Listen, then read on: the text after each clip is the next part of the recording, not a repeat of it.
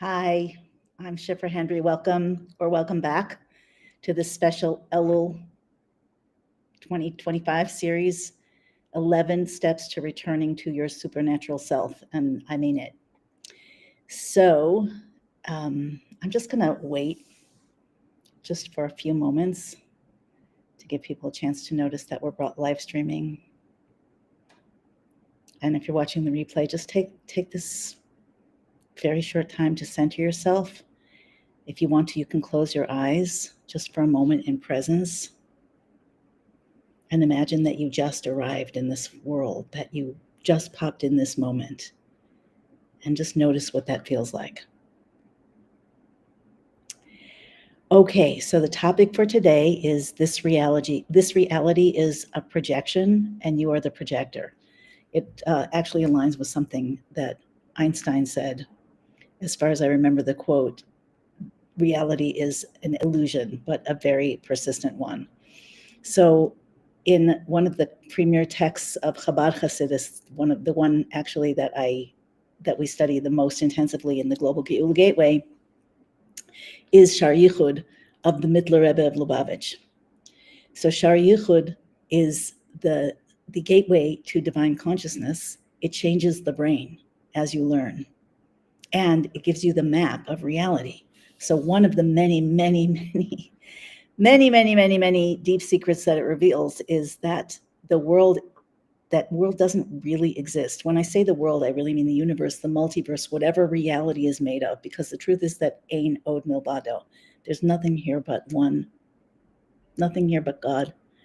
All of creation is simply a vast and nuanced, super complex revelation of aspects of God dressed in various costumes, various shapes, forms, and roles, like you, like me, like every aspect of life, like everything that exists in this world and other worlds. This is the only physical world, but there are many spiritual worlds. They correspond to dimensions of consciousness. In spiritual worlds, truth is more revealed because the nature of spiritual is that it perceives its source. You can write that down if you want to. That's a core definition of spiritual. Something spiritual is connected to and perceives its source. One of the primary differentiators, characteristics of the physical world is that our source is hidden from us. That's a big deal. On the one hand, that makes it incredibly difficult. We all feel separate, alone, isolated, small in this giant, overwhelming, confusing world, where people are coming and going. It's really intense, and we shouldn't minimize that. On the other hand, or at the same time, it's all ultimately an illusion that is designed to give us the experience of centrality. If you want, you could imagine the universe, or let's say this world, as a vast net, like almost like a spider web or some kind of web, where each intersecting line has a node on it, and you're the node. You're one of the nodes. And depending on which lines you're connected to, that's the direct channel of your influence. You receive from here, you express, flow out there. And really, at the end of the day, everything affects everything, but some things more directly than others. So in order to be an individuated, centralized, self-aware node of consciousness, which is what gives you the ability to create, to transform.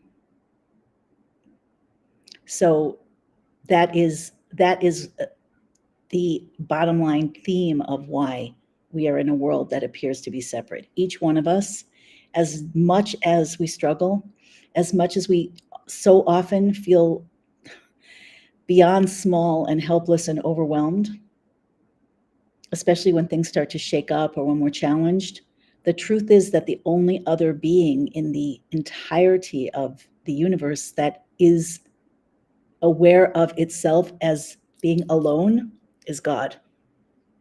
So even though, from the human perspective, it's not very pleasant, that feeling of being alone, it's one of the core things that all of us yearns to shift, to overcome, to be rescued from, yet it's what gives us the foundation to be the center of our universe from which we can create. We create from our soul within our body. We create out of the raw material that life brings us, the things that we grew up with, the things that we innately are good at, the resources that we have, and the challenges that we have. If you want to understand more about this, you can listen to yesterday's broadcast. So this is the idea. And one of the core shifts that we want to make, among many others, is to look at where we feel like a victim. Like, where do you feel not just helpless, but like it shouldn't be like that, like it's not got nothing to do with you. It's you're suffering from it. I'm not minimizing suffering, believe me. Believe me. I understand, like all of us do, too much about what that feels like and how that is. But as hard as it is, imagine like yourself being squeezed out of a tiny narrow tube, kind of like a baby is, kind of like a caterpillar is, a butterfly is, kind of like a chicken is when it hatches from the egg. This is always the paradigm of compression, compression, compression, until there's a big reversal. Like one of the expressions with which Torah describes this is min hametzar karatika, from a very tight place I call out to God, and he redeems me from a broad place. Though, so as paradoxical as it seems, and this is really important, these are keys. These are keys to the code of creation. So if something strikes you, write it down. If you don't really get it, listen again.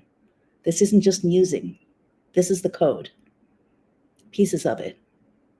And not only is it the code that we want to know, we want to internalize it until we can use it to facilitate our supernatural transformation. Remember that this series is 11 steps to returning to Shuba, awakening, remembering your supernatural self.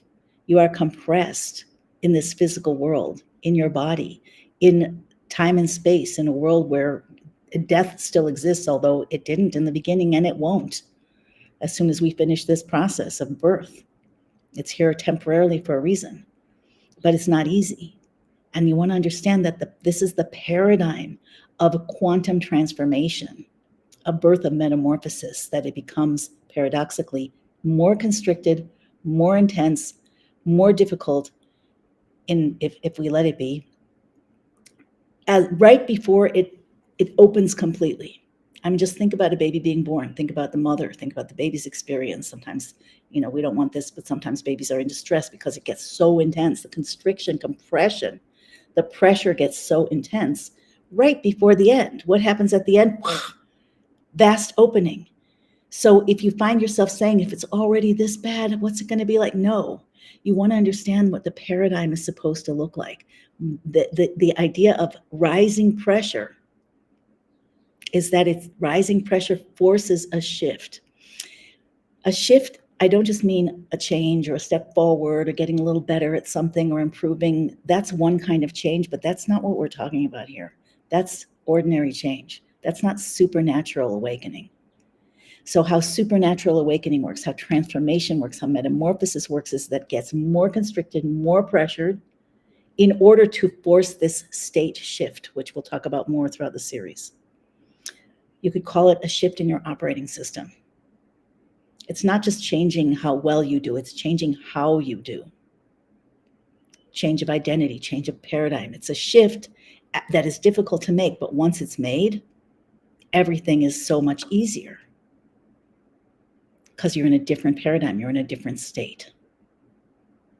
So just really, really note this. And when you feel a sense of being victimized, feel sorry for yourself, and all the feelings that go with that, which I've been there so many times, believe me, but it doesn't get you anywhere. I think we have an unconscious feeling, maybe it's conscious sometimes, that if we're upset enough, if we feel distressed enough, if we're angry enough, if we resist enough, it's going to make somebody pay attention and make a change. Now and then that could happen, but usually that's not the way it is. Usually, because a state shift must happen, it's like a quantum leap between one former state or current state and a new one that's completely different. So for that to happen, usually we need to either make a mental, emotional, and physiological leap into the new state and then just align with that as best we can. Or we have to go into a state of nothing, This I compared to the meltdown of the caterpillar in metamorphosis in that process. So here's a principle for you. I'll speak it first in regular language and then the language of Hasidus, of Torah, of Kabbalah. So between every state and a completely different state, there has to be chaos in between. Between every state of order, one state of order and another much higher state of order, there has to be chaos in between. You can't just walk from one to the next because it's not just an improvement. It's not just more or better of the same. It's different. It's new. So that's what we're talking about here. So in terms of mystical Torah, between every yesh, one yesh and another yesh, every something and another very different something, there has to be an ayin in between. Ayin is divine, is nothingness, but not nothingness like empty and hellish void. Nothingness means that whatever existed goes to ground. Plants do this, right? I mean, everything does this. This is part of what death has been used for, to take a previous state down to ground so that something new can grow. We want to get to that point where we can accomplish that without having to die. And that is a prophecy in the Torah. And the Lubavitcher Rebbe said that we should strive for it now, and we can possibly reach it. That's supernatural. I'd love to hear if you take that seriously, or if that sounds crazy to you. I take it very seriously. And how does that state shift happen? How can we possibly accomplish that, experience that? Eternal life without ever having to die, without having to go to ground, to reach that state of nothingness, of letting go of the previous paradigm, the belief systems, the thoughts, the actions, the expectations, that meltdown, that internal consciousness meltdown. The Rebbe explained it as we reach the level of nafshi ka'afar l'kol tiyeh. May my soul, we say this in the prayers, in the Amidah, the Shemona Esrei prayer, one of the central prayers that's said every day. So the end of that prayer, one of the phrases there is, may my soul be like dust to everything, to all. What is dust? Let's not look at it like the thing that, makes us sneeze. Let's look at it as like quantum potential. Quantum potential is the deeper meaning of this. Something that is unformed, chaos. When the world was first created, it was created chaos and void, tohu vabohu, dust. Adam was created from the dust of the earth. Yes, there's physical earth, but it's quantum material, quantum energy, quantum potential at its core. If we look deeply into anything, deeply enough, we will find nothing but quantum energy, which corresponds to divine light, divine co-creative light. Everything can be broken down that far.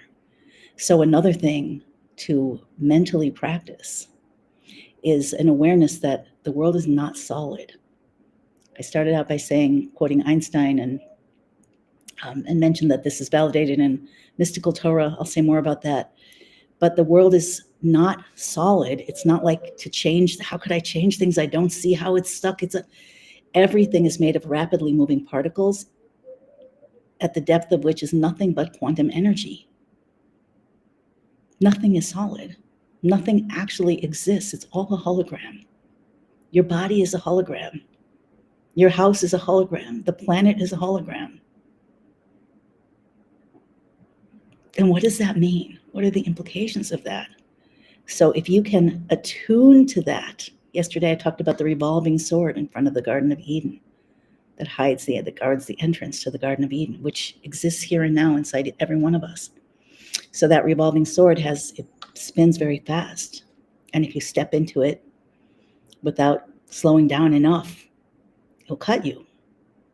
But if you can slow down enough, be present enough, be aligned enough with reality as it actually is, you can slip through. You can slip through the laws of nature. You can slip through the obstacles. You really can. Now, this is a work in progress. How supernatural can we be? That depends on how much of this work we actually do. But Elul, this month, which is why I'm doing this series, is the prime time to set ourselves up for a new relationship with our source, a new relationship with our souls, a new relationship with our identity, and a new relationship with reality. The more you can do that, the more you're going to have the key to slip between the blades of the revolving sword into a level of reality where everything is miraculous. What is the Garden of Eden? It's a place of miracles. There's no death. There's no suffering. There's no aloneness. There's no judgment. There's no fear. There's no violence. There's no struggle to survive. All of this is imposed on behalf of the constriction, the pressure to force a quantum shift. What is that quantum shift? Let me just give you a little visual. God created Adam, male and female. That is in reflection, in alignment with the fact that God is male and female. God himself is male and female. The male part is often called HaKadosh Baruch Hu, the Holy One, blessed be He. The female part, called the Shekhinah, the indwelling part, and the souls are from the Shekhinah. The Shekhinah is the source of the souls. So if you know the Genesis story, when God created the great luminaries, there were two. What is a luminary? Something that shines, not one that shines and one that reflects. Both shine. Both are the same size, male and female, started out the same. Those two aspects of God, the same. God and the souls. But on behalf of the mission, because the pressure, rising pressure, forces a shift, on behalf of the mission, the souls came down into bodies, into the physical world, carrying the free choice that is embedded in God. Souls are embedded in God. Souls are the feminine aspect of God, sourced in that. So that is how, through the pressure, through the seeming isolation, we are able to actually transform reality. In doing that, we rise again, we remember, we return to the supernatural, divine being from which we come. We're still carrying it. It's not like it went anywhere. It's inside of each of us. But the question is, how revealed is it? So in Hasidus, in mystical Torah, in Shar Yichud, the question is asked by the commentator, Rebbe Hillel of Parich, is the world real? No, the world is not real. I told you that already. It's because God doesn't change. We can't add something to God. So it can't be, there's one reality, and that is Ein Od Milvado, there's only God. So what is the world? The world is the ability to have a perspective. All the worlds, each world, spiritual, physical, is the ability to have a perspective or many perspectives that are other than the absolute truth. I'll say that again. World, the word in Hebrew for world is olam, which means concealment. It's connected to the word helem. Helem, concealment. So a world is a matrix of perception in which the truth is concealed. Why are there many worlds? Because truth is concealed in many different ways. Truth is concealed on higher and lower levels. Truth is concealed in many different perspectives, 8 billion right now at least, and most of us have more than one. So what creation is the ability to have a view, a perspective on absolute truth that is not absolute truth. As we return to our supernatural selves, we acquire more and more and more ability to see what is actually true. Is reality right now helping us to do that? In a very backwards way, it absolutely is, because how many people here? I'm not sure if the chat is working. I've heard that there are problems lately, and I don't see. If you're here and you have access to the chat, just say hi, because usually there are lots of messages, and I don't see any right now. In any case, if I don't see you on the chat, just ask yourself: do you feel less confident in what you see? Are you not sure what's true anymore? Do you question more than you used to? Do you have more doubts? Are you disillusioned? Not pleasant things to experience, very disruptive, painful. It produces anxiety, anger, grief for what we used to have or what we thought we had. But yet we are being trained to look deeper. We're being trained not to see the image on the screen, but what's going on behind the screen. And since the worlds, and this world especially, is made out of the concealment of truth, the more we are able to discern, to search for, and to understand what is true and what is not. And the very search, even if you don't know the answer, the very looking for the answer is the very powerful beginning of that. So even that is attuning us to the awareness that there's so much more here than we ever realized. That whatever I thought it was, it's not. Again, as disconcerting as that is, it's so powerful. It's also taking the yesh, the something, the previous state, the previous structure, the previous belief system, and turning it into an ayin. Instead of, I know this is how it is, history repeats, I know what to expect, I know who I am, I know who you are, I know what the world is, and don't even ever try to argue with me. So many of us, more and more of us, are going into a state of, I don't know. I really don't know. And if you're like me, like many of us, the more you go down any rabbit hole, the more you realize that there's just farther down to go. The more you know you don't know. To the point where, and this is really the main point of what I want to say today, to the point where you start to make a shift. Remember, rising pressure forces a shift. You start to make a shift between being a passive recipient or victim or spectator of reality, like in more and more and more, overwhelm and anxiety, upset, disruption, to starting to step back and disconnect from the noise and tune into yourself, because your perspective automatically creates, because the world is made up of perspective. It's not just what you think, it's the state of being that you hold, what your subconscious actually believes about life, about you, about God, about reality. That is what imprints on the divine light that is creating the worlds at all time. I'll say that again. And there are many sources for this in the Torah, many. This is the ultimate sources of the law of attraction, manifestation, how that works. We can talk about that more at other times. Fascinating and amazing topic. But it's sourced here. It's sourced in the reality, in the knowledge, in the idea that the world is created through perspective. And when perspective changes, the matrix of reality, what we experience, that holograph changes. And it doesn't have to be hard. It doesn't have to take long, because it's a holograph. It's not solid. It's fluid. So your inner state, again, what is your inner state?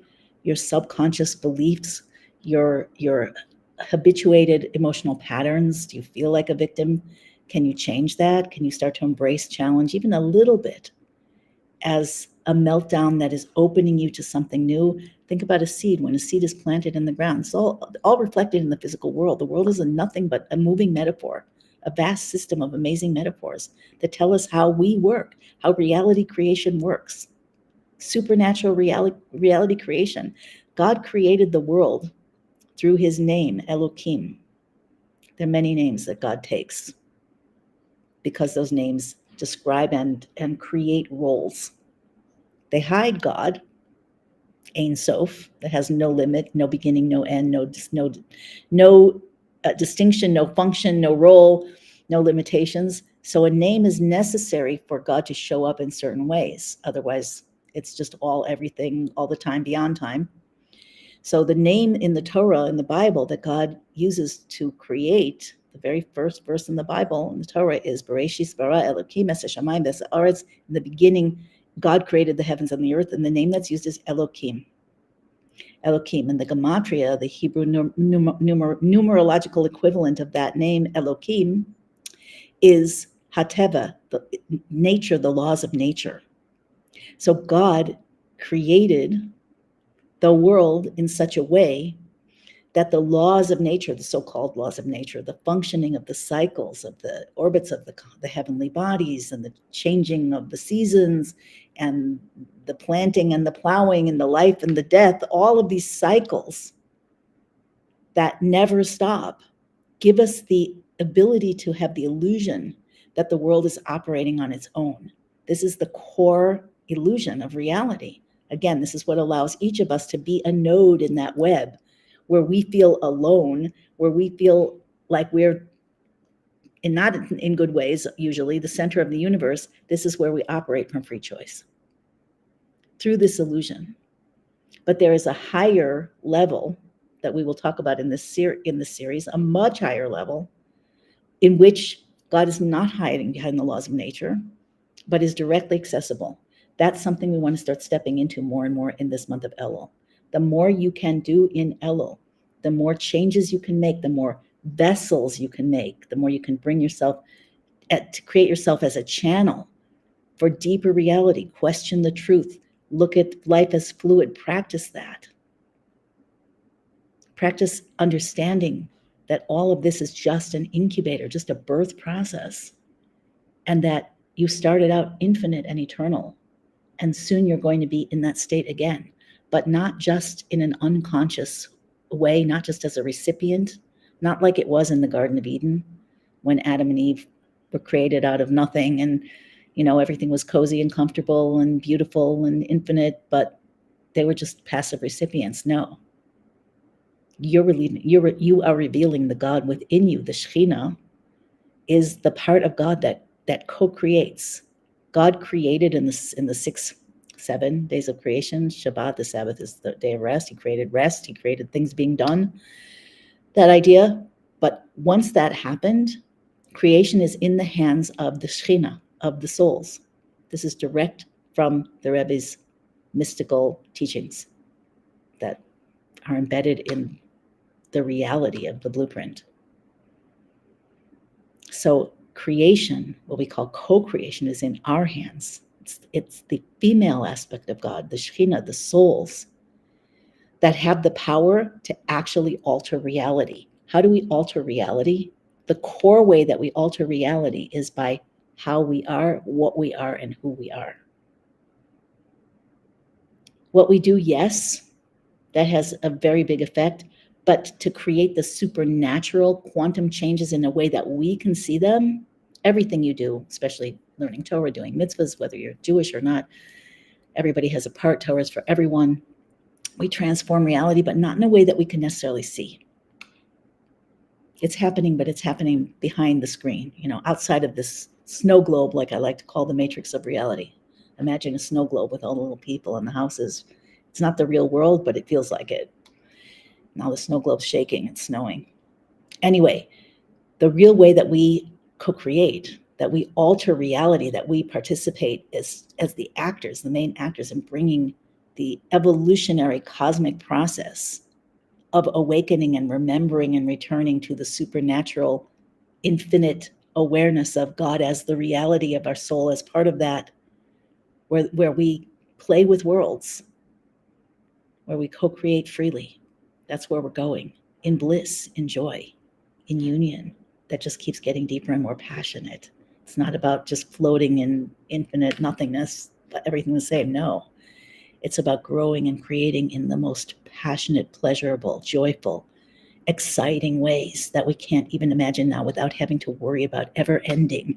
We won't be ending because we won't need to go to ground in order to create an ayin out of ourselves, a nothingness, in order to get to a new form. No, we want to do that now with our facilitation of our own meltdown, with reaching the level of nafshi ka'afar l'kol tiyah, let my soul be like dust to everything. Let me be in a state of allowing. Let me be in a state of surrendering. Let me be in a state of letting go, of receiving. Let me embrace the things that I've been resisting, not so that I have to leave them as they are. The opposite, through embracing whatever is, knowing that it's all God showing up intimately with us, creating your own reality at every moment. You live in your own reality bubble. We all do. And we co-create it one moment at a time. So instead of resisting that, noticing what state of being created that, because here's the thing about the souls creating. What part of you creates? The panim. I've talked about this before. I'll talk about it again. I think repetition is really important here. Just like water reflects the face that's shown, if you look into a pond and it's clear, it will reflect your face. As soon as you move, it goes back to clear. But when it comes to the Or Ein Sof, the male aspect of God, the infinite light that creates, when you show your face to that light, it reflects you. What does that mean? Creation comes down in accordance with your panim. That's the word for face. But it doesn't just mean your face. It's not your expression. Oh, I'll smile. And that does help. But what it really means is panimut, your inwardness, your state of being, your subconscious wiring, your cell receptors, your default reactions when you're triggered or when you're not paying attention. As you change those, your frequency. As you change those, what comes down into your reality and all of reality shifts, not because it's a reward. It's the mechanism. It's the operating system. It is the way that things work.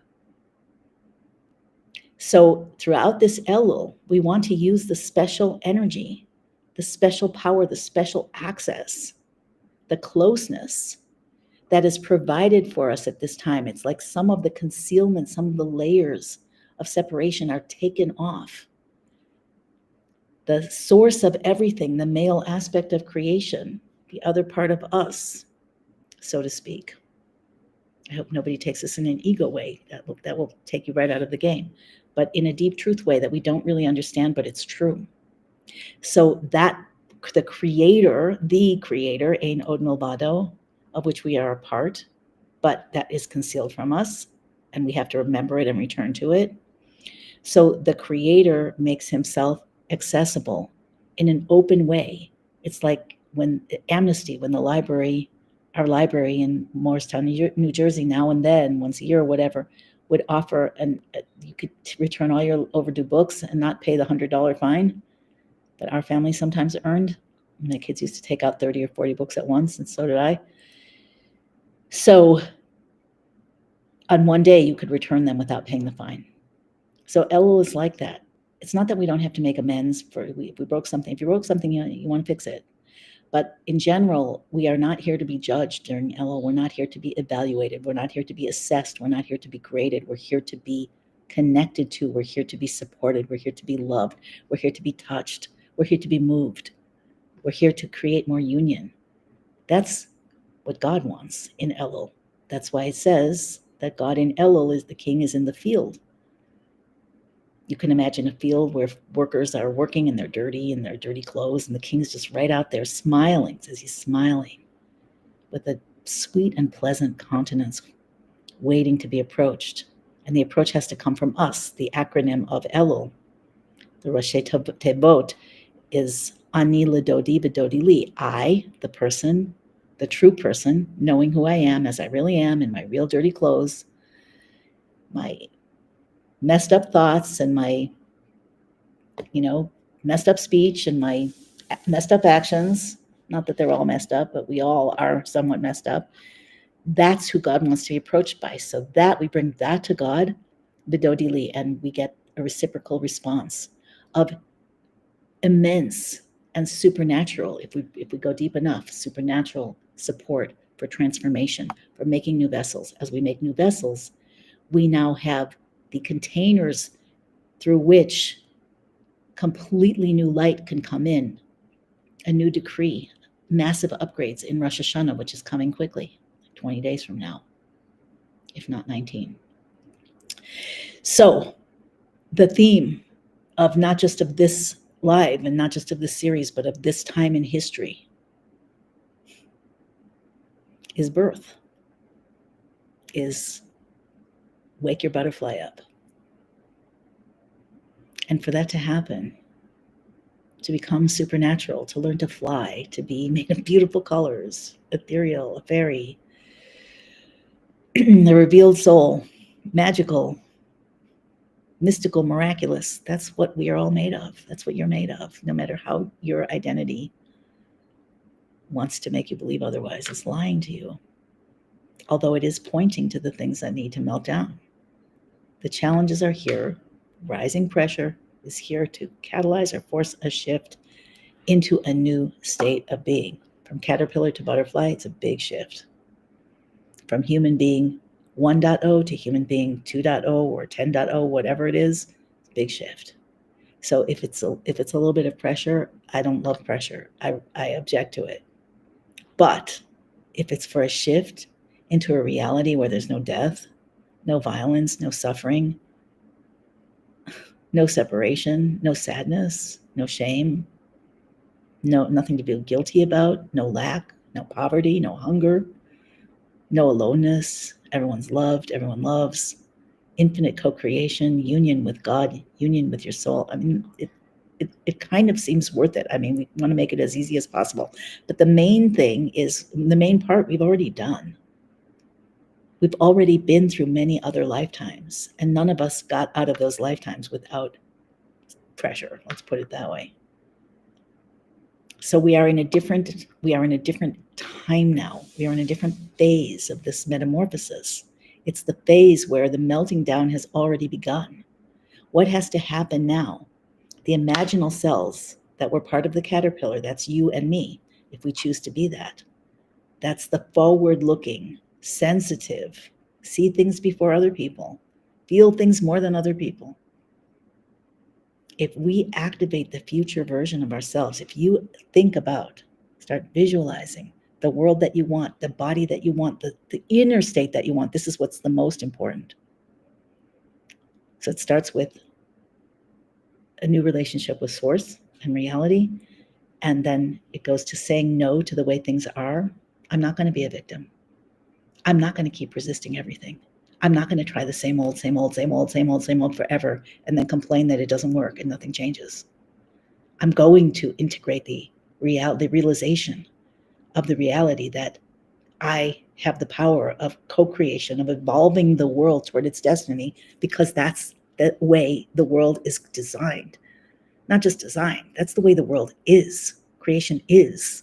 That you and I are the ones who have the free choice. You and I are the ones who have the ability to transform.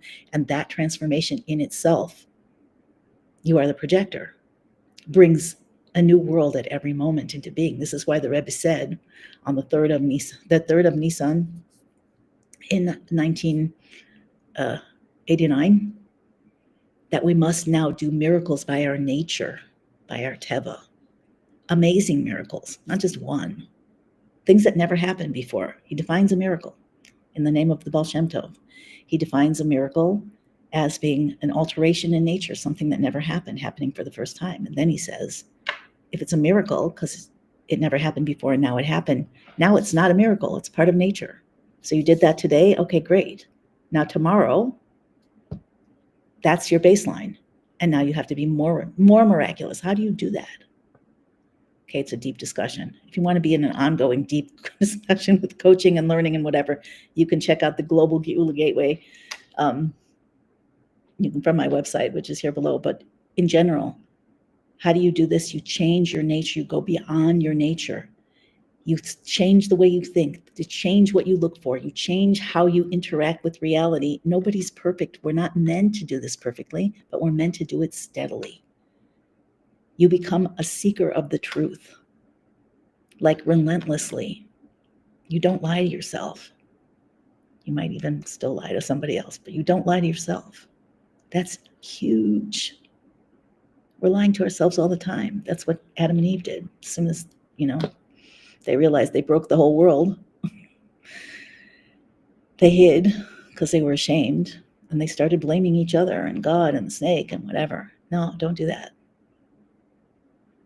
Why? If you put the blame on something else, you have no power to change it. If you look for where you might be responsible, even if unintentionally, completely, even if you wouldn't wish your situation on your worst enemy, but if you realize that you have the power, it was given to you because you have the power, because you are of the Shekhinah, you have the power to alter reality through the pressure. Rising pressure catalyzes a shift, forces a shift. If you realize that and you start to act accordingly, you literally will release new supernatural power that you never imagined you had. And that's the way it's meant to work. But it doesn't have to be suffering. I mean, some of us are probably all suffering already, some more than others. And I'm not here to diminish that in any way. But you know what? We get nothing out of harping on that. We must feel our feelings in our body. We must alter the story in our minds. We must accept and embrace the feelings in our bodies, and we must alter and upgrade the stories in our mind. You must become more conscious. Part of consciousness is being able to tune in and feel what you feel. I'm not getting any messages in the chat. Maybe they're showing up in the actual. I'm on a platform that broadcasts to YouTube, Facebook, and Twitter at the same time, X. So maybe they're there. So please be commenting if you have something to say. If you find this valuable and you want more of the series, please share these videos with your friends. We all must be conscious. We are in it together. Something else about imaginal cells. The new cells. Did I say that already? If you are a forward-thinking, sensitive, care too much, know too much, more than others person, you are here to be an imaginal cell if you choose. That is the imaginal cell carries the new DNA of the new form of the new human. Just like in a butterfly. Imaginal cells, when they are one, the immune system of the caterpillar does not recognize them as part of the caterpillar. This is biology, and destroys them. That's one of the functions of the immune system, to destroy the invader. So if you feel alone and you feel like nobody gets you, that's because you are an imaginal cell that's not connected to other imaginal cells. So show up, bring more people. Be in soul tribe. And when a few imaginal cells cluster together, for whatever reasons, divine design, the caterpillar immune system no longer tries to destroy them. Instead, it follows them. Imagine. Just imagine. Just going to check quickly if I had something else I really wanted to say. Yeah, I think that's it. So the question is, how seriously will you take this? How much of your supernatural being are you willing to let slide? How much overwhelm, anxiety, helpless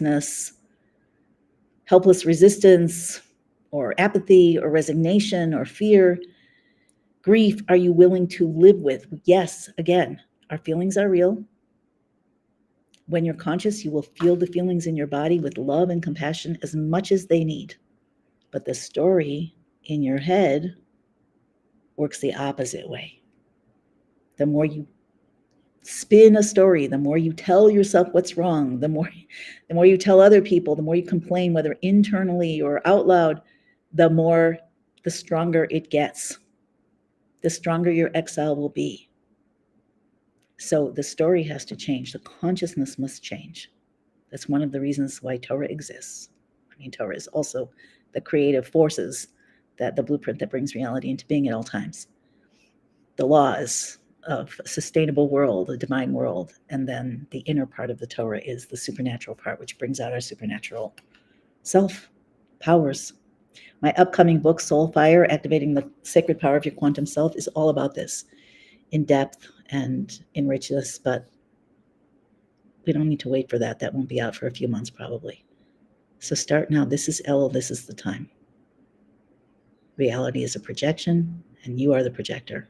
So with that, I will see you tomorrow around the same time. I'm still learning the technology here. I want to be able to preview. I want to be able to schedule a video and then show up. I tried it once, and the camera didn't. My face wasn't in the camera. So anyway, I'll play with it, and I'll see you tomorrow. Take care.